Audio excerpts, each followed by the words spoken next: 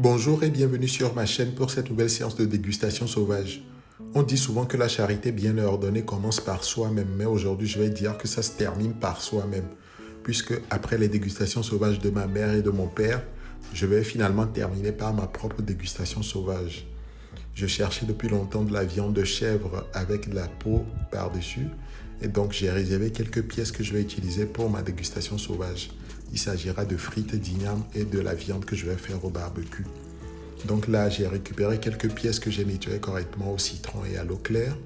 Je vais ensuite les découper en tout petits morceaux. Et il y a aussi un gigot que j'avais laissé de côté. Donc ce gigot, je vais le piquer aussi bien côté chair que côté peau. Ça permettra à ce que l'assaisonnement puisse bien agir. Le feu au charbon de bois n'a évidemment plus de secret pour moi. Et donc je l'ai fait en 2 temps 3 mouvements. Je vais ensuite faire cuire ma viande. Et donc là, je vais rajouter un peu d'eau et évidemment les épices d'assaisonnement.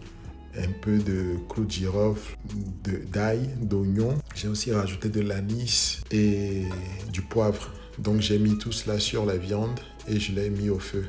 À côté, je prépare évidemment les ingrédients qu'il me faudra pour compléter le plat. Ici, ce sera de la tomate, du piment vert, de l'oignon et de l'ail. J'ai ensuite découpé le piment, la tomate, l'oignon, l'ail et j'ai réservé aussi le piment que je vais écraser. Donc là, c'est l'igname que je vais utiliser. Je l'ai ensuite rapidement découpé en forme de frites, de colicot. Et comme j'utilise toujours une seule baie, ça va être un peu compliqué comme d'habitude, mais bon, je préfère quand même réaliser ces dégustations sauvages parce que ce sont des choses que j'attendais depuis longtemps. Donc là, j'ai récupéré la viande qui était cuite au feu. Et ensuite, lorsqu'elle est cuite, je vais rajouter les épices que j'avais préalablement mixées. Ici, il s'agit de persil avec toujours de l'ail, de l'oignon, du gingembre, un peu de poivre et j'ai rajouté de l'huile par-dessus. Donc, c'est cette marinade-là que je vais remettre sur la viande avant de passer à la cuisson au charbon de bois. Donc là, j'ai disposé toutes les pièces ainsi que le gigot sur ma grille de barbecue. Je vais laisser mijoter et contrôler évidemment. Vous voyez vous-même la couleur. Je n'hésite pas à rajouter un peu d'assaisonnement et à tourner chaque face pour que la cuisson soit parfaite et bien homogène. Dommage qu'il n'y ait pas l'option odeur sur YouTube, sinon vous aurez eu l'odeur et la crépitation de ça. De toute façon, vous savez déjà que vu comment c'est présenté, ce sera forcément doux. Donc voilà, je laisse cuire tout doucement, je vérifie complètement pour éviter de cramer ma viande. Et là, quand ça commence à crépiter comme ça, on sent que c'est bon. Et ça va être goûtu. Donc là, à côté, je démarre tout de suite la friture de mes ignames.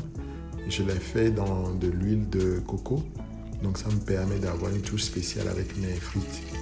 Donc lorsque la viande sera prête, je vais ensuite la récupérer et rajouter le piment que j'ai découpé, ainsi que l'oignon et l'ail. Et ensuite, je vais mélanger correctement pour passer à l'étape du dressage. À ce niveau, je ne rajoute pas tout de suite la tomate puisqu'elle peut très vite se faner ou perdre en consistance, donc je vais rajouter ça par la suite. Et donc lorsque le plat sera prêt, je vais dresser avec les frites d'igname de colicot, la viande et évidemment l'onctuosité verte.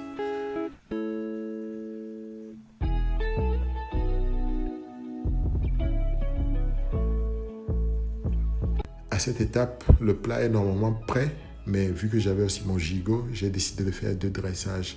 Celui-ci avec la viande découpée et un autre dressage avec mon gigot. Donc les 2 plats sont prêts.